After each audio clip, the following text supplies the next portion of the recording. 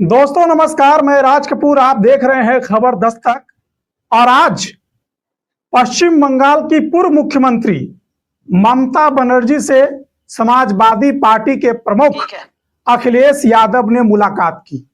वैसे तो ये दो राजनेताओं के बीच की मुलाकात है, लेकिन इस मुलाकात की चर्चा राष्ट्रीय स्तर पर हो रही है, क्योंकि पश्चिम बंगाल में भारतीय जनता पार्टी की प्रचंड जीत के बाद विपक्ष एक तरफ बिखर गया है।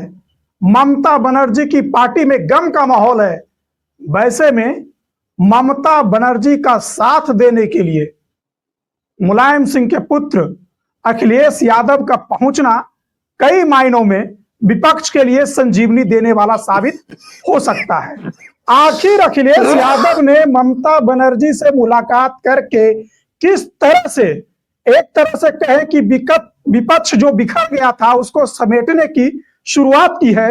इन तमाम मुद्दों पर बातचीत करने के लिए हमारे साथ मौजूद हैं आलोक पाठक सर, ये जो चुनाव परिणाम आने के बाद विपक्षी खेमे जो एक सन्नाटा पसर गया है, आज जब अखिलेश यादव ने ममता बनर्जी से जाकर उनके घर पर मुलाकात की, तो ये किस तरह से एक नया सियासी संदेश विपक्ष को और पूरे देश की जनता को गया है?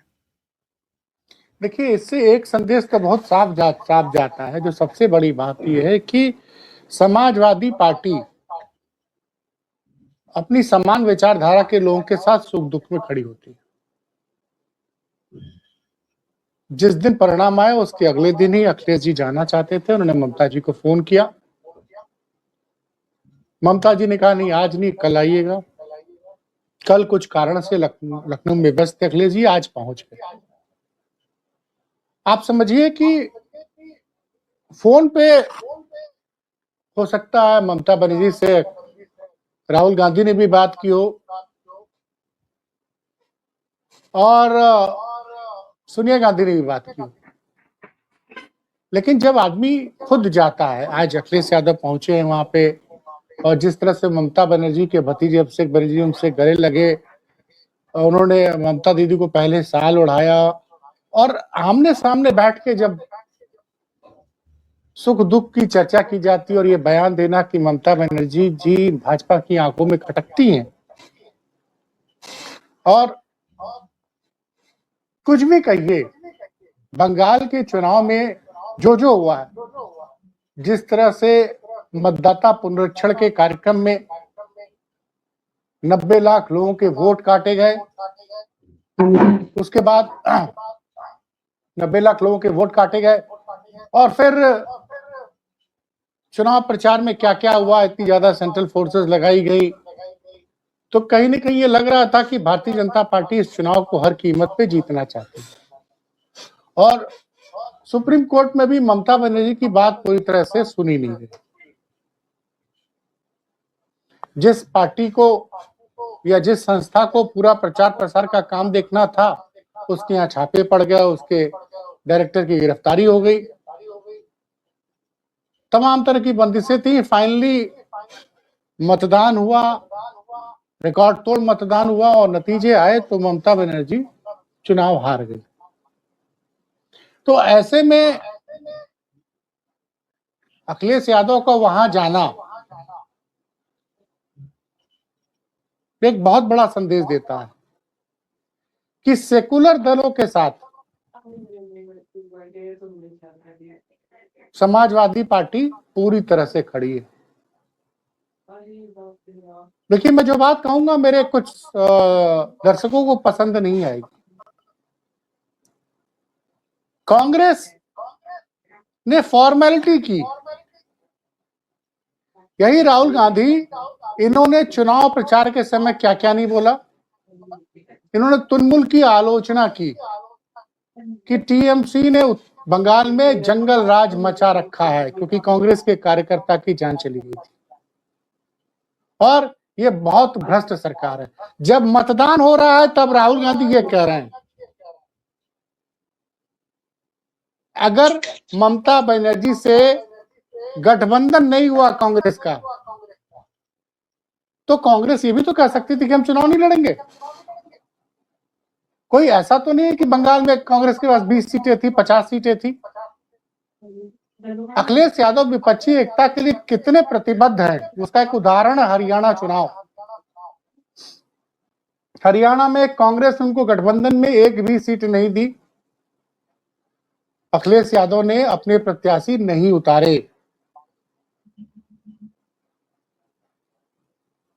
वो नहीं गए चुनाव लड़ने, जबकि हरियाणा प्रदेश समाजवादी पार्टी का बड़ा प्रेशर था उनके ऊपर कि आप चुनाव लड़िए, लेकिन अखिलेश यादव नहीं गए। महाराष्ट्र में भी उन्होंने जो सीटें मिली उसी पर चुनाव लड़ा, लेकिन कांग्रेस ने क्या किया, एक तो बंगाल में अगर दीदी से गठबंधन की बात नहीं होती आप चुनाव नहीं लड़ते, आप चुनाव भी लड़े और आपने मुस्लिम बहुल सीटों पे मुस्लिम प्रत्याशी भी उतारे। कांग्रेस सिर्फ 2 सीट जीत पाई है। चुनाव के दौरान राहुल गांधी ममता बनर्जी की पार्टी को कहते हैं सबसे भ्रष्ट पार्टी है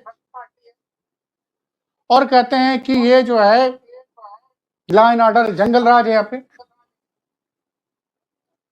ये कौन सी विपक्षी एकता, खैर अलग बात है। और ऐसा नहीं है कि समाजवादी पार्टी वहां चुनाव लड़ती तो चुनाव नहीं जीतती, मैं आपको बता रहा हूं बंगाल में बड़ी संख्या में पूर्वी उत्तर प्रदेश के लोग वहां रहते हैं। जैसे महाराष्ट्र में कई सीटों पर समाजवादी पार्टी के विधायक चुनाव जीतते रहे हैं, कई उनके मुंबई महापालिका के चुनाव में कई पार्षद चुने जाते हैं। तो ये जो एक विजन है विपक्ष को साथ रखने का, बड़ा दिल दिखाने का और ये मानने का कि ममता दीदी हमसे बड़ी हमारे अभिभावक हैं, वो अगर चुनाव हारी है तो उनके पास जाना और ये स्टेटमेंट देना कि ममता बनर्जी भाजपा की आंख में खटकती, यही चीज अखिलेश यादव को भाजपा से बड़ा करती, माफ कीजिएगा कांग्रेस से बड़ा करती है, जिसको ऐतराज होना हो। और इसका बड़ा संदेश जाएगा उत्तर प्रदेश की उस शांतिप्रिय जनता में जो अमन चैन चाहती है, जिसने कि इंडिया गठबंधन के पक्ष में वोट किया था 2024 में। उसने देखा कि हमारा जो नेता जिसको हमने सबसे ज्यादा सीटें जिता के दी हैं, वो देश की सेकुलरिज्म की सबसे बड़ी ताकत है बंगाल में, उसके दुख में खड़े होने के। मनोज जी जुड़ गए। मनोज जी ये नेताजी की एक आदत थी, वो तो विरोधी दल मतलब अटल बिहारी वाजपेयी जी प्रधानमंत्री थे, उनके खिलाफ अविश्वास प्रस्ताव लाया गया था, तो उन्होंने संसद में अंदर कहा कि भाई अटल जी हम आपके विरोधी नहीं है, आप उधर से चल के इधर आ जाइए, हम आपको अपना नेता मान लेंगे। मतलब भाजपा छोड़ के आप विपक्ष में आ जाइए, हम आपको नेता मानने को तैयार है। तो एक मुलायम सिंह जी की परिपाटी थी, मुझे याद है कि एक नेता हुआ करते थे आपकी पार्टी के, आपको छोड़ के चले गए थे और बहुत ज्यादा समाजवादी पार्टी की आलोचना किया करते थे। तो किसी ने प्रेस कॉन्फ्रेंस उनसे पूछा तो कहा यार राजनीति में चर्चा पर्चा और खर्चा बहुत जरूरी है, वो हमारी पार्टी की आलोचना कर रहा है मतलब मेरी ही चर्चा कर रहा है ना, और उसको हंस के टाल गए। खैर यहाँ ममता जी और अखिलेश जी में एक माँ बेटे जैसा रिश्ता है, इसलिए मैं इसकी तुलना नहीं कर रहा हूं, लेकिन ये जो बड़ा दिल दिखाया अखिलेश यादव जी ने, तुरंत पहुंच गए ममता जी के साथ, उनका हाल चाल लेने, उनको एक संबल देने की दीदी हम आपके साथ तन मन धन से हैं।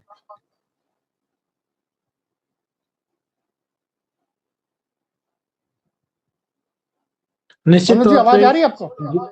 जी आ रही है। जो आप बात कह रहे हैं वो बड़ी बातें हैं और उसका विश्लेषण देश की राजनीति में सदैव ही किया जाता रहेगा, भविष्य में भी किया जाएगा और जो बीत गया समय उसमें भी किया गया है। मैं बहुत आसान शब्दों में एक बात कहना चाहूंगा कि समाजवादी का लक्ष्य सिर्फ एक है कि बीजेपी सत्ता से बाहर रहे किन्हीं भी परिस्थितियों में। मैं एक बार उदाहरण नहीं 1000 बार उदाहरण दे सकता हूँ। वो अलग बात कि उत्तर प्रदेश में सत्ता हमने बीजेपी वालों से नहीं छीनी थी, वो सत्ता कांग्रेसियों से ही ली थी हमने। सत्ता का हस्तांतरण जो हुआ था वो इमरजेंसी के बाद से कांग्रेस का ग्राफ जो गिरा उसके बाद हुआ, और फिर लगातार उत्तर प्रदेश में सत्ता बनती रही। लेकिन जब बीजेपी ने 90 के दशक में सांप्रदायिक राजनीति का पूरा एक बिगुल बजा दिया पूरे देश में, और वो घटनाएं सबको याद है अच्छे से, इसके बाद समाजवादी पार्टी ने कभी गलती से भी गलती नहीं कही। अपमान सहकर, मैं अगर मुझसे कभी कोई कहा जाएगा कि आप इस देश की राजनीति का सबसे कमजोर दशक कौन सा मानते हैं जिससे बीजेपी इतनी मजबूत हुई, तो मेरे जैसा राजनीतिक व्यक्ति इस बात का जवाब देगा कि 2004 से लेके और 2014 का इस देश का सबसे कमजोर राजनीतिक समीकरण रहा, जिससे बीजेपी आज इतनी प्रखर और इतनी मजबूत हो गई। क्योंकि आपको मैं बार बार दो आंकड़े गिनाता हूं कि उत्तर प्रदेश से लगभग बहन जी और समाजवादी पार्टी को मिलाकर 40 से 50 सांसद के ऊपर का आंकड़ा होता था हमारा, और उन 50 सांसदों के दलों को कांग्रेस ने सिर्फ और सिर्फ, मतलब इसे कहते नहीं कि हम बीजेपी को कभी समर्थन देंगे नहीं और बीजेपी कांग्रेस हमको अपने गठबंधन में रखेगी नहीं, हिस्सेदारी देगी नहीं। जब सभी को मालूम है कि उत्तर प्रदेश की जो स्थितियां हैं वो अगर विपक्ष के पास है और सांप्रदायिक शक्तियों के खिलाफ है, तो उसमें निश्चित ही जो सरकार चला रहा था, जो बड़ा दल था, उसको समेटना चाहिए था। उसने नहीं समेटा, पाठक जी, कभी नहीं समेटा। इस वजह से आज बीजेपी मजबूत है, और उसका परिणाम ये हुआ कि 2004-2019 में उत्तर प्रदेश में जो दो दल मिलके 50 सांसद लेके आते थे, कम से कम 50 और अधिक से अधिक तो और ज्यादा हो जाते थे, वो दोनों दल मिलकर 5 सांसद और इसके बाद एक बार 15 सांसद लेके आ पाए। 19 में 15 और 14 में मात्र 5 सांसद। बीजेपी अपने आप मजबूत हो गई। क्यों? क्योंकि उत्तर प्रदेश से मजबूत जो दल हो जाता है वो देश में मजबूत हो जाता है, उसको बैठे बैठाए एक बड़ा नंबर मिल जाता है। तो ये जो नफरत की राजनीति हो रही है उत्तर प्रदेश और देश में, उसके कारण कारक अगर खोजे जाएंगे तो वो सिर्फ और सिर्फ कांग्रेसी ही नजर आए। हमारे गठबंधन में एलाई पार्टनर है, इंडिया गठबंधन का महत्वपूर्ण हिस्सा है, राहुल गांधी जी के नेतृत्व पे कोई सवाल नहीं है, सारी बातें सही हैं। लेकिन जो कहते नहीं ब्लंडर गलती होती है, मैं बताता हूं कि 2014 में कुछ लोगों ने बीजेपी को वोट किया था, पीडीए समाज के लोग थे। अब कांग्रेस से सभी को नाराजगी थी तो सबने वोट कर दिया। जिन पीडीए समाज के यादव लोगों ने वोट किया था उनको उस वक्त भी मैंने विरोध किया था और मैंने कहा था आप गलत कर रहे हैं। तो उन्होंने कहा नहीं, कांग्रेस को हटाना है। रियलिटी ये हुआ कि 14 का वो लाया गया व्यक्ति अब तक नहीं हट। आप कल्पना करो कांग्रेस ने कहां कहां गलतियां की, कितनी बड़ी बड़ी गलतियां की, और चलो जो गलतियां हो गई उस पर मिट्टी डालो। आज क्या परिस्थिति है, आज लड़ने को तैयार नहीं है कांग्रेस। ये दुर्भाग्यपूर्ण है। और वहीं पे कांग्रेस हरा पाती है बीजेपी को जहां घटक दल साथ होते हैं, गठबंधन के साथ ही क्षेत्रीय दल साथ होते हैं, वहीं लड़ पाती है कांग्रेस। आप बताओ मध्य प्रदेश में कैसे लड़ी लोकसभा, राजस्थान में कैसे लड़ी, छत्तीसगढ़ में कैसे लड़ी, झारखंड में कैसे लड़ी, जहां भी उठा के देख लो आप। दक्षिण भारत को छोड़ दीजिए तो उत्तर भारत में सिर्फ और सिर्फ ये नहीं, दक्षिण भारत में भी लोकसभा में कांग्रेस को हार मिली थी भाई। तेलंगाना में कांग्रेस बीजेपी को 8 सीटें मिली, 16 में से 8। और कर्नाटक में जहां ये इतना बड़ा जीत विधानसभा में लेके आए थे, वहां भी 28 में से 16 सीटें भाजपा जीत गई। इसके पीछे कारण है, इसके पीछे कारण है पाठक जी, इनके नेता कांग्रेस से मैनेज हैं। मैं बात बहुत साफ गोई से कह रहा हूं। इनके नेता कांग्रेस से मैनेज है कि भाजपा, इनके नेता भाजपा से? कांग्रेस के नेता, कांग्रेस के जो नेता हैं, चाहे सिटिंग मुख्यमंत्री हो चाहे विपक्ष का, वो बीजेपी से मैनेज, माफ करना मैं कांग्रेस कह गया, वो मैनेज है। वो कह रहे हैं हमको मत छूना, बाकी आप जीत लो। राहुल जी को चिल्लाने दो, प्रियंका गांधी को चिल्लाने दो, खड़गे जी को चिल्लाने दो, कोई फर्क नहीं पड़ता। अगर कांग्रेस लड़ाई पे उतर आए तो बीजेपी कल खत्म हो जाएगी। आपने पश्चिम बंगाल की बात की, आज हमारे नेता गए वहां पर, जाना चाहिए, सारे लीडर्स को जाना चाहिए, इंडिया अलाई के सभी। मैं कह रहा हूँ ममता जी लड़ रही थी अकेले, समय समय पे वो हमेशा साथ देती हैं। अभी जो बिल था परसिमन का, उसमें भी साथ दिया, ऐसा नहीं कि वो अलग थी। चुनाव चल रहा था उसके बावजूद भी इंडिया गठबंधन का उन्होंने साथ दिया। मेरा सिर्फ इतना कहना है कि अब सारे राजनीतिक दलों को, देखो जेल जाने वाले जेल जा चुके हैं, मुकदमा खाने वाले मुकदमा खा चुके हैं, पार्टी टूटने वालों की पार्टी टूट गई है। अब बचा किस पे क्या है, किस नेता पे क्या बचा है? अब तो सिर्फ लड़ाई बची है सड़क पे बस। और अगर ये दल, ये लोग बीजेपी को ऐसे मजबूत करते रहे तो निश्चित तौर पे बीजेपी मजबूत हो जाएगी, सदन से लेके सड़क तक। अब इस सरकार को उखाड़ फेंकने का समय आ गया है। समाजवादी जो बात कहते हैं, जो कहते हैं, जो करने का प्रयास करते हैं, उसमें लोगों को साथ देना चाहिए। रही बात 2027 की, तो मैं इतना दावे से कह सकता हूं, ये पश्चिम बंगाल नहीं है, उत्तर प्रदेश है।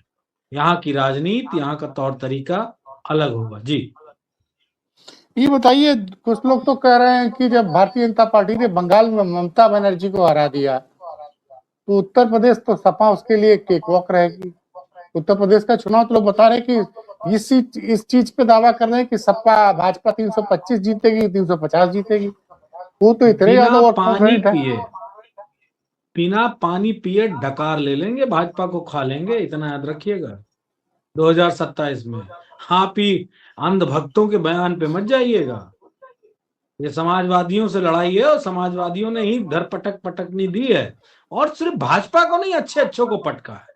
हमारी वैचारिकी में किसी भी तरीके का कोई जोलमाल नहीं है। पश्चिम बंगाल का चुनाव अपनी परिस्थितियां हो सकती है, वो लूट रहे थे, वो लूट गए, लूट लिया। उत्तर प्रदेश में कुछ और होगा, और अगर ये पैटर्न किया गया, जो पैटर्न पश्चिम बंगाल में किया गया, तो उसके परिणाम भी बीजेपी को भुगतने पड़ेंगे, बहुत तगड़े। चुनाव में ही, परिणाम आने के बाद नहीं, पहले ही भुगतने पड़ेंगे। और जो ईमानदारी से, जितनी ईमानदारी से चुनाव हो सकता है वो कराया जाएगा। मैं कल एक महत्वपूर्ण चैनल पे था और वो पूरा फोकस यही था, तो मैं आपको बता दूं, मतलब जो मैं बात कह रहा हूं तो आपके दर्शकों को लगेगा मनोज यादव बड़े बड़े बोल आप ये रहे कह रहे हैं। हैं ईमानदारी से चुनाव कराया जाएगा। 2024 के उपचुनाव में तो आप लोगों ने दिन भर वीडियो और तमाम अरे चीजें शेयर की थी, अरे छोड़िए, उपचुनाव तो सत्ता का होता, आपको भी मालूम, हमें भी मालूम, लेकिन कोई बड़ी नहीं, बात नहीं। चुनाव आयोग ने आपकी शिकायतों पे क्या किया? 10 दरोगा और सिपाही सस्पेंड कर दिया, लेकिन मतदान चुनाव तो कैंसिल नहीं आयोग के किया ना। कार्यालय के सामने हम खूंटा और बांस दोनों गाड़ देंगे, क्यों परेशान? आप परेशान मत होइए, उनका हिसाब अभी बात को होगा। अभी पहले पहले बता दें कि समाजवादी पार्टी लड़ेगी कैसे। आपने देखा कि सेंट्रल गवर्नमेंट ने और चुनाव आयोग ने एसआईआर करवाया। एसआईआर में आप पूरे देश में उठा के राज्यों को देख लीजिए, जहां जहां एसआईआर हुआ है, उसमें मुख्य रूप से अगर हम बात करें कि पश्चिम बंगाल और बिहार में एसआईआर चुनाव से ठीक पहले कराया गया, और उसमें वहां के दलों को भारी नुकसान हुआ। अन्य राज्यों में भी एसआईआर को लेके सभी दल, कोई सुप्रीम कोर्ट भागा जा रहा है, कोई हाई कोर्ट भागा जा रहा है, कोई क्या कर रहा है, कोई चुनाव आयोग जा रहा है।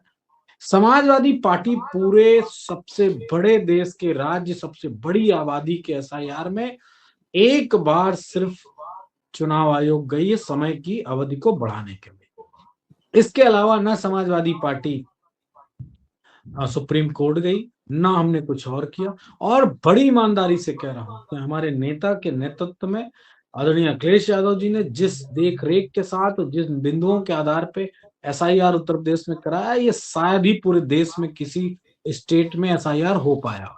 आप उठा के देख लो, राजस्थान उठा के देख लो, मध्य प्रदेश कांग्रेसियों ने क्या किया है, कहाँ लड़ पाए इनसे, एसआईआर की किस स्थिति पे काम करा पाए।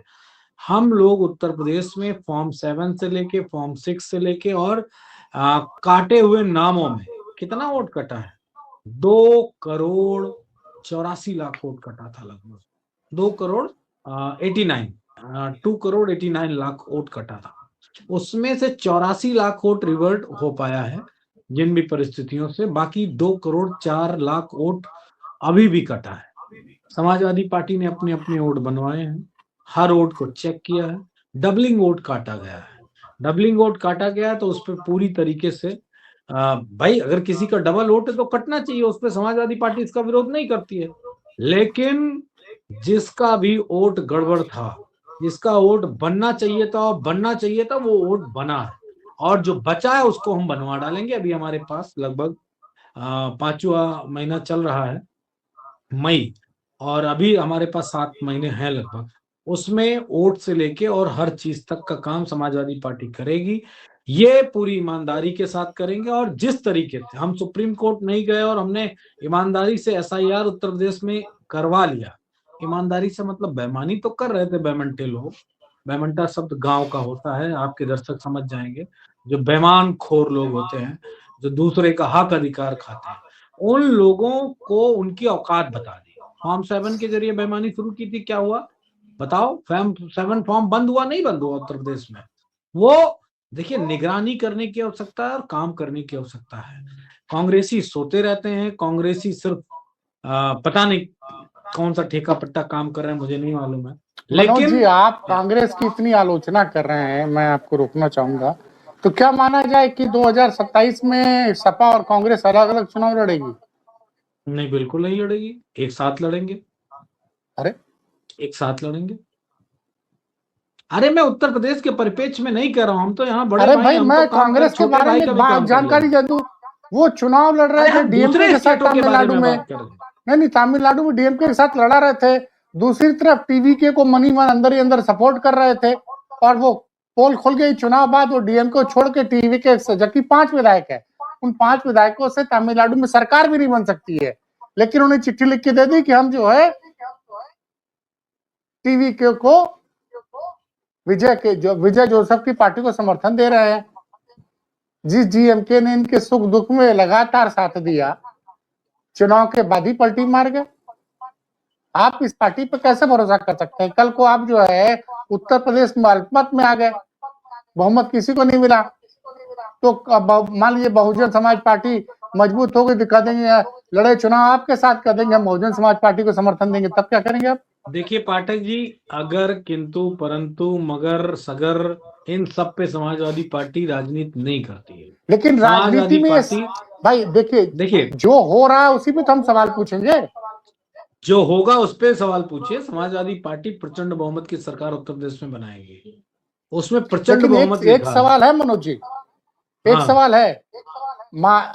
प्रियंका गांधी लोग कह रहे हैं लगातार बहन जी के टच में है, तो क्या बहन जी इंडिया गठबंधन में साथ आ रही हैं? हम चाहते हैं, या अगर प्रियंका गांधी जी लड़ना चाहती हैं उनके साथ, तो उसको हम आप नहीं रोक सकते हैं ना, वो उनका डिसीजन, उनका फैसला, जाए बहन जी के साथ लड़े, नहीं लड़े तो जाके, कौन मना करता है? उनके तो सहारनपुर के एक सांसद जो आपकी पार्टी में भी 1.5-2 साल पिकनिक मनाए हैं, वो कह रहे हैं कि भाई कांग्रेस की वजह से मुसलमान और दलितों का वोट मिला था इंडिया गठबंधन को 2024 में। नहीं तो वो बहन जी के साथ जाके लड़ लें, कौन मना कर सकता है भाई? जिसको जहां लड़ना है वो लड़ेगा। लेकिन समाजवादी पार्टी उत्तर प्रदेश में बीजेपी को हराने का काम करेगी पाठक जी।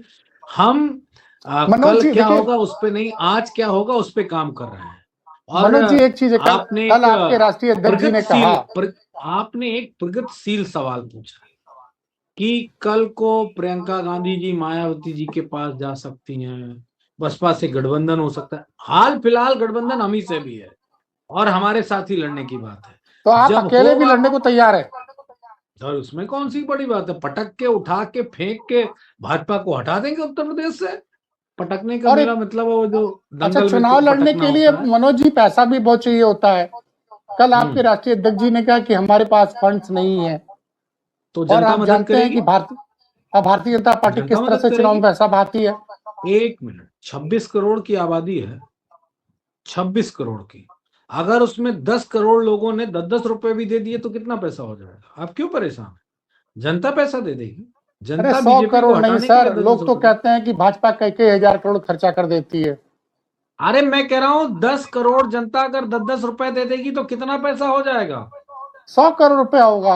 और भाजपा के बारे में लोग कहते हैं जीत लेंगे, जीत लेंगे। अरे कैसे लोग तो कहते हैं कि भाजपा कई हजार करोड़ खर्चा कर देती है।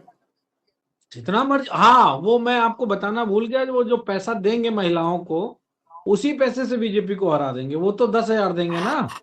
हम्म, अगर समाजवादी पीडीए की महिलाओं को, एक आंकड़ा मैं दे रहा हूं, मान लेते हैं 3 करोड़ महिलाओं को पैसा देगी या 5 करोड़ महिलाओं को पैसा देगी, तो उसमें पैसे में सबसे ज्यादा पीडीए की महिलाएं होंगी।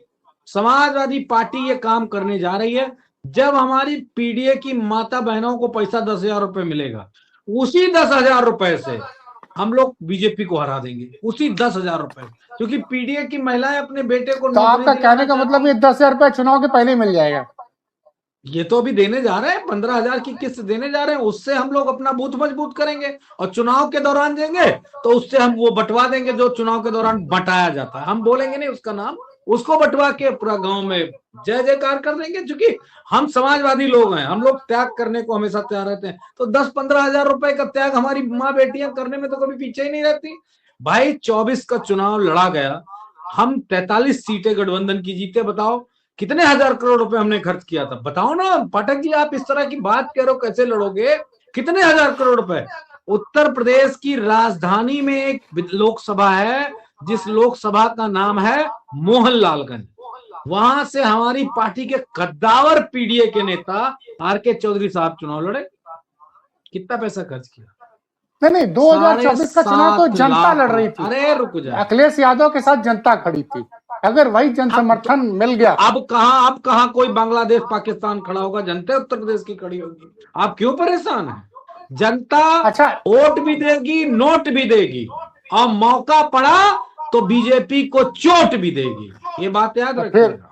अरे भैया, आप तो फिर यही सब बात आप लोग करने लगते हैं, तो लोग करने लगते हैं कि देखिए सपा वाले सत्ता में आने के पहले गुंडे की चोट बात का करने लग गए। मतलब राजनीतिक चोट देगी। आप नहीं क्यों नहीं, देखिए, हिंसात्मक बात करते हैं? हम गांधी अच्छा को एक चीज मानने मुझे वाले समझ लोग। में नहीं आई कि नेता आप तो लोग चुनाव बिल्कुल के खंडन करा लिया करिए। नहीं, एक बात ये समझ नहीं, नेता लोग चुनाव के पहले अपनी रणनीति नहीं बताते हैं। लेकिन कल हम्म। अखिलेश यादव जी ने बोला कि एक पंडित जी हमारे आए थे, वो जैसा कहेंगे वैसा मैं करूंगा। अब ऐसा ना हो कुछ पंडित जी को भाजपा वाले पकड़ के ले जाएं। कोई बात नहीं, उन्होंने ज्ञान जो देना था दे दिया। जो टिप्स कहते हैं ना, टिप्स कहते हैं, रेमेडीज कहते हैं ना उनको इस भाषा में, वो रेमेडीज हमको दे दी है। उस नहीं, ये रेमेडीज का बताइए इस्तेमाल भाई, करेंगे। अखिलेश यादव जो है फतेहपुर में जिस चाय वाले के यहाँ चाय पिए, उसके यहाँ एफएसडीए पहुंच गया। जिसके भंडारे में खाना खाने गया, उसके पिता को डिमोट कर डिमोशन दिया कर गया। दिया। अब ये पंडित जी के साथ क्या होगा? मैं तो चिंता में पड़ा हूँ कल से। पंडित, पूरे प्रदेश के पंडितों के साथ अत्याचार है। वो तो राज कपूर से पूछो, राज कपूर एक पीड़ित पंडित के साथ हैं, वो लगे हैं पीड़ित पंडित के साथ बेचारे। उस पीड़ित पंडित की भी मदद कर रहे हैं, गरीब ब्राह्मण की भी मदद कर रहे हैं कि साथी हाथ बढ़ाना, मिलके 4 कदम चलेंगे तो मंजिल अपने आप मिल जाएगी। तो आप क्यों परेशान है? हर पीड़ित के साथ समाजवादी पार्टी खड़ी है। और मैंने जो बात कही है बड़ी है, इसको एक नारे के रूप में कन्वर्ट नहीं, करता हूं आपने उस पंडित जी कि के लिए अब अखिलेश जी ने कल बोल दिया, अब LIU STF और क्या क्या है, IB ED सब उस बेचारे पंडित को ढूंढ रही होगी, जिसने अखिलेश यादव को 2012 में भी आशीर्वाद दे दिया था, अब 2027-26 में उसमें दे दिया। एक मैं आपको एक रास्ता दिखाता हूँ, और उस हाँ, रास्ते के जरिए आपके दर्शकों के जरिए पूरा मैसेज बताता हूँ। एक दलित बेटी हो जो पीड़ित समाज से आती है, उसने सिर्फ अपने भंडारे में, बाबा साहब की जयंती के भंडारे में आदरणीय अखिलेश यादव जी से, वहीं जहां पे गुरुद्वारा था, उस गुरुद्वारे के बगल में उसका भंडारा था, कैंट वहां में रोक सदर में दिया। देखा मैंने। कैंट में, हाँ सदर में। तो उससे आग्रह किया नेताजी से हमारे, तो उन्होंने कहा ठीक बेटा हम आ जाएंगे, बहन है आप, मेरी छोटी बहन हो। और वो चले गए। उनके पिता की नौकरी में उनको रहते हुए डिमोशन कर दिया भाजपाइयों संघियों ने। तो उस महिला, आप अगर कल प्रेस में रहे होंगे तो क्या कहा उसने प्रेस के दौरान राष्ट्रपति जी से, कि मैं अपने पिता का संदेश लेके आई हूं आपके पास, और संदेश ये है कि मेरे पिता ने कहा है कि इस तरह की 10 नहीं 10 नहीं 100 नौकरियां अखिलेश यादव जी पे कुर्बान है। वो पीडीए के लोगों की लड़ाई लड़ रहे हैं। आप कल्पना करो कि एक दलित समाज का व्यक्ति जो सरकारी नौकर है, और वो अपने डिमोशन को ये कह रहा है कि इस तरह की 100 नौकरियां मैं कुर्बान कर दूंगा। तो आप ये समझ लेना कि जब 2027 का चुनाव होगा तो इन संघी साथियों को जगह नहीं मिलेगी।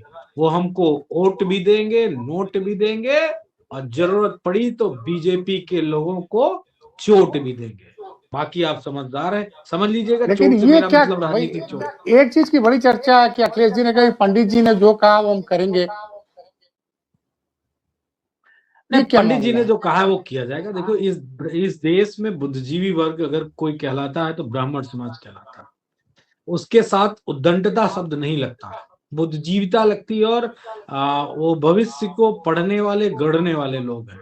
ना, आप तो किसको उन्होंने पंडित कहा है, मानते हैं? तो आप जो किसको पंडित विद्वान मानते है, हैं? जो सही रास्ता दिखा दे, जो झील में और नाले में ना कुदा दे, वो कहीं क्या काली गंगा छोटी गंगा बता के जमुना जी में कुदा दिया, गंदे नाले में कुदा दिया, उस टाइप का कोई ना हो जो हमें मोक्ष की प्राप्ति करा दे, लक्ष्य की प्राप्ति करा दे। जैसे मेरे गुरु जो थे उसमें अधिकांश ब्राह्मण समाज के थे। उन्होंने जो बातें मुझे बचपन में पढ़ाई, बताई, रास्ता जो दिखाया, उस रास्ते पे चल के मैं यहाँ तक पहुंचा। तो जो मोक्ष और जो मंजिल की तरफ ले जाए वो ही असली पंडित है। और जो कहीं छोटे जाके कुकराल में कुदा दे छोटी गंगा बोल के, तो वो पंडित तो नहीं हो सकता है, वो कोई पाखंडी व्यक्ति होगा। जी। तो ये अच्छा कुल मिला मनोज जी, जुला के आप मनोज जी, पूछिए पूछिए। एक नेता है ओम प्रकाश राजभर। अभी उनका एक 10-15 सेकंड का क्लिप वायरल हुआ है, छोटा सा। एक पीसी में एक रिपोर्टर ने पूछा कि 2027 में पीडीए की सरकार बनेगी, तो ओपी राजभर ने कहा 100% राजा के लक्षण परिलक्षित हुए हैं और 2027 में पीडीए की सरकार बनेगी। तो बगल में एक और व्यक्ति बैठा था, उन्होंने कोहनी मारा, कहा एनडीए कहिए एनडीए। तब फिर उन्होंने कहा कि एनडीए की सरकार बनेगी। तो ओपी राजभर ने यह बयान जानबूझ के दिया या सहसा निकल गया, या उन्हें 2027 की सियासी जो फिगर है वो अभी से दिखने लगी है? देखिए, राजभर जी दिल की बात कह गए, जो दिल में था, जो दिमाग में था, वही निकल गया। वो बाय मिस्टेक नहीं था, रियलिटी थी। इस नाते मैं नहीं कह रहा हूं कि वो मतलब हमारे साथ आ जाए या हमारे पक्ष की बात थी। रियलिटी ये है और हकीकत ये है कि जो राष्ट्रीय अध्यक्ष जी आदरणीय अखिलेश यादव जी जो उत्तर प्रदेश की राजनीति में बिसात बिछा रहे हैं, वो पीडीए की सरकार के लिए है। और पीडीए का मतलब सबसे बेहतर ओम प्रकाश राजभर को मालूम है। लेकिन अब चूंकि मजबूरियां हैं, ऐसे तो कोई बेवफा नहीं होता। बेचारे कहते आए थे हरिभजन को उठन लगे कपास, गए थे राजभर समाज को हिस्सेदारी दिलाने। आप कह रहे हैं कि एनडीए सरकार बनेगी, फलाना ये होगा, धमाका वो होगा, वहां झाल मुड़ी अखिलेश जी जाके खा ले, वो खा ले। अब वो राजभर समाज की बात नहीं करते। पहले क्या कहते थे कि राजभर ना तो लेखपाल है, ना पट तहसीलदार है, ना एसडीएम है, ना डीएम है, ना एसपी है, ना आईजी है, ना डीआईजी, ये कहते थे। अब वो नहीं कहते हैं, अब वो बोलते हैं। अब तो आपने पहले बार देखो, पढ़ के बोलते हैं। जो बीजेपी के आरएसएस के लोग बोल देते हैं, उनको लिख के भेज देते हैं, वही कागज पे वो पढ़ देते हैं। तो उनके दिल में तो पीडीए ही बसता है। ऐसा थोड़ी नहीं वो चले गए एनडीए के साथ तो पीडीए भूल जाएंगे। भाई देखिए, अपना जो वो कहते नहीं है, वो जीन्स होता है, जो नेचर होता है, जो इंसान की फितरत होती है, वो बात कहता जरूर। लेकिन वो हमारे पक्ष में कहे नहीं कहे वो अलग बात है। सरकार पीडीए की ही बनेगी। और पीडीए, समाजवादी पार्टी, इंडिया गठबंधन और उत्तर प्रदेश की महान जनता वोट भी देगा, नोट भी देगा, जरूरत पड़ेगी तो चोट भी देगा। इस अवधारणा पे बनेगी, ये तय है। जी पाठक जी क्या कह रहे हैं? आप लोग चुनाव जीते भी हैं, चुनाव हारे भी हैं। चुनाव हारने के बाद नेताजी ने भी तुरंत इस्तीफा दे दिया, अखिलेश जी ने भी इस्तीफा दे दिया। बल्कि जब शपथ ग्रहण हुआ, चाहे मायावती जी का शपथ ग्रहण हुआ, चाहे भाजपा का शपथ ग्रहण हुआ, उसमें बहुत जोश से भाजपा सपा शामिल भी हुई। लेकिन ममता बनर्जी ने कहा मैं इस्तीफा नहीं दूंगी। ये देखिए, बतौर पत्रकार मुझे थोड़ा नागवार गुजरा। ये कहिए कि बेईमानी से हमको हराया गया, कि मैं इस बात से मानता हूं ममता बनर्जी के आरोपों में दम है कि बेईमानी से उनको हराया गया, इसकी जांच होनी चाहिए। लेकिन ये कहना कि मैं इस्तीफा नहीं दूंगी, ये कहां, इस पर आपकी क्या राय है? नहीं, देखिए, जब आपके लोकतांत्रिक व्यवस्था को चकनाचूर किया जाने लगा, उसको बिल्कुल पूरा कुचलने वाली स्थिति में आ जाए, तो मेरे ख्याल से ममता जी ने जो किया है वही फैसला सभी राजनीतिक दलों को करना चाहिए। इस बात में मुझे कहने में कोई बहुत बड़ी बात है, ये संविधान के विरोध की बात है। लेकिन जब आपका चुनाव कोई लूट ले, आप एक बात बताओ, मतलब ये आप प्रत्याशित बात मुझे कोई प्रूव कर दे, मैं मान लूं। दिल्ली में केजरीवाल जी हार जाते हैं चुनाव, पश्चिम बंगाल में ममता जी हार जाती है, तमिलनाडु में स्टालिन जी हार जाते हैं। ये मेरिकल कैसे है? ये मेरिकल कैसे, ये बताइए। मतलब जिस आदमी के नहीं, नाम पे अरे मैं उसके केरल एक में भी मिनट, तो मैं एलडीएफ अपनी हार बात गई। पूरी करूं। केरल में हाँ, भी तो एलडीएफ हार गई। केरल में एलडीएफ हार गए। मैं दूसरी बात कहना चाहता हूं, इसको समझने की बात है। मैं कहता हूं ममता जी के 80 विधायक बने, वो ममता दीदी के नाम पे बने ना। ममता जी इतनी कमजोर थी कि वो चुनाव हार गई, और पार्टी का बड़ा लीडर चुनाव हार जाता है। नहीं, लेकिन इसी अगर तरह आप चुनाव अरविंद हार गए केजरीवाल जी तो को हारना नहीं आप लगता। इस्तीफा दे दीजिए ना। आप ये कहिए कि बेईमानी हुई है, उसको क्यों कोर्ट में इस्तीफा जाके दे दें? मुकदमा लड़िए। क्यों दे दें? कई बार क्यों दे दें? भाई, नहीं देना है, इस्तीफा नहीं देना। इस देश के सोए लोगों को जगाना है, झकझोरना है। पाठक जी इस बात को समझिए, ये अब आज तो भाजपा है। विधानसभा का ये आज देखो, आज विधानसभा का सत्र कंप्लीट हो गया। अब आज तो कोई बात वैधानिक रूप नहीं, वो से भी उनकी आपको कुर्सी गई। संवैधानिक प्रक्रिया पता है पाठक जी, आपको संवैधानिक प्रक्रिया पता है। उसमें कोई बहुत बड़ा संविधान का और व्यवस्था का मुख्यमंत्री चुनने का रास्ता अवरोध नहीं हो रहा है। मैं आपको बड़ी बात कह रहा हूं, और इस बात पे चर्चा होनी चाहिए। इस देश के कुछ सोए लोग कम से कम जागें, उनका मन झकझोरे कि आप किसको सपोर्ट कर रहे हो, किस तरह के लोगों को सपोर्ट कर रहे हो, जो पूरी व्यवस्था को दरकिनार कर दिया। मैं कहता हूं उत्तर प्रदेश का उपचुनाव उठा के देख लीजिए, कौन सा कहूं, कुंदरकी का कहूं, मिल्कीपुर का कहूं, या जो भी कहूं, एक आदमी जो बाहर आके बयान देता है एक चैनल पे, वो पत्रकार का नाम अमित था, आप याद करिए। वो बुढ़ा कहता है कि मैं 5 वोट मारा या कि 7 वोट मारा है। उसको जेल क्यों नहीं भेजा इन संघियों ने?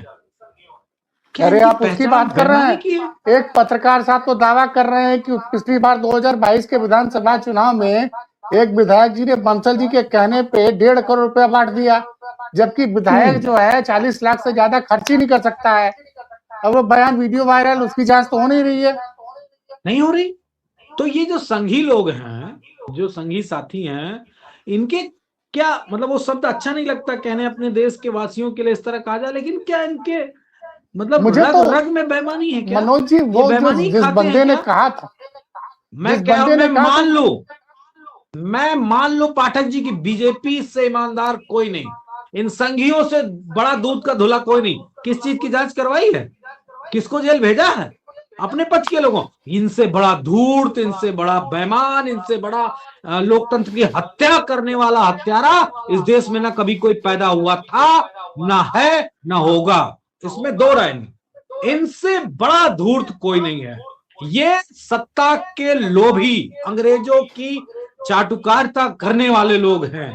इनके पैसे फेंक दो तो ये पग घुंघरू बांध के नाच भी देंगे, उसमें दो राय नहीं है। ये मत जान लीजिएगा, ये सत्ता और पैसे के इतने बड़े लोभी लोग हैं। ये बात कहते हुए मुझे बहुत दुख हो रहा है कि इस देश में ऐसी मानसिकता, ऐसे वर्ग के लोग रहते हैं जिनको कोई फर्क नहीं पड़ता है, कितनी भी बेईमानी हो जाए, कितना भी अत्याचार हो जाए, वो मुस्कुराते हैं। वहां की महिला नेताओं के बारे में क्या क्या पोस्टें की जा रही हैं। एक सयानी घोष करके सांसद है, उनके लिए क्या क्या बीजेपी के उनके माँ बाप ने क्या संस्कार दिया है पाठक जी। मैं कहता हूं उनके माँ बाप को डूब के चुल्लू भर पानी में मर जाना चाहिए कि उन्होंने कैसे बच्चों को पैदा किया है, कि जो एक महिला को लेके इस तरह पोस्ट करते हैं कि उसके पीछे ऐसे ऐसे पैकेट लेके लोग घूम रहे होंगे। सब मानी चाहिए। और उन माँ बाप को, ऐसे बच्चों को, मैं कहता हूं कि कहते नहीं, एक ऐसी बात हो तो देश निकाला कर देना चाहिए, घर निकाला कर देना चाहिए। लेकिन ये कैसे बेशर्मी का शरबत पी के ऐसी मानसिकता के लोग इस देश में हैं। संघियों ने यही तो इस देश में पैदा किया कि कैसे चुपके से लोगों को बदतमीजी करनी है, कैसे बहन बेटियों का अपमान करना है। महिला आरक्षण का सम्मान के नाम पे अपनी महिलाओं को, अपने घर की औरतों को सड़क पे उतारने वालों, देखो तुम्हारे कलकत्ता के लोग एक महिला को लेके, ममता दीदी को लेके किस किस तरह के मीम बना रहे हैं। शर्म आनी चाहिए कि भारत जहां कहा गया कि नारी, जहां नारी है वहीं उसको पूजनीय है, उसको देवी के समान मानना चाहिए। शर्म करिए। ऐसे अगर लोगों के हाथ में सत्ता रही तो भारत दुर्गत में तो जा ही रहा है और भी चला जाएगा। और शर्म आनी चाहिए उन माँ बाप को जिन्होंने बीजेपी की मानसिकता के साथ इस तरह का अनाचार, दुराचार, भ्रष्टाचार और अत्याचार की पराकाष्ठा लिख दी है। मैं जानता हूं कि ये बात आज कहना बड़ी मुश्किल की बात है, लेकिन मैं कह के ये बात कह रहा हूं, जो संघी लोग, बीजेपी की मानसिकता के लोग आपका ये वीडियो सुनेंगे तो वो अपने बच्चों से एक बार जरूर सवाल पूछेंगे। मैं कहता हूं, मेरा बेटा अगर इस तरह किसी औरत के सामने, औरत के लिए इस तरह का शब्द लिख दे, मेरा भाई लिख दे, तो कसम से बताता हूं कि मैं तब तक नहीं रुकूंगा जब तक वो हाथ पैर जोड़ के मेरे पैरों नहीं पड़ जाएगा, तब तक मैं उसको पनिशमेंट दूंगा। लेकिन ये लोग किस प्रवृत्ति, किस मिट्टी के हैं। वैसे तो मुझे अंदर से मैं सब जानता हूं, टीवी पे बोल नहीं सकता, माफ करिएगा। मैं जानता हूं इनका खून कैसा है और इनकी सोच कैसी है। जी, आपकी आवाज म्यूट है। ठीक है मनोज जी, बहुत महत्वपूर्ण जानकारी आपने दी, जो समय दिया उसके लिए बहुत बहुत धन्यवाद। फिर किसी चर्चा पर आपसे मुलाकात होगी। जी धन्यवाद।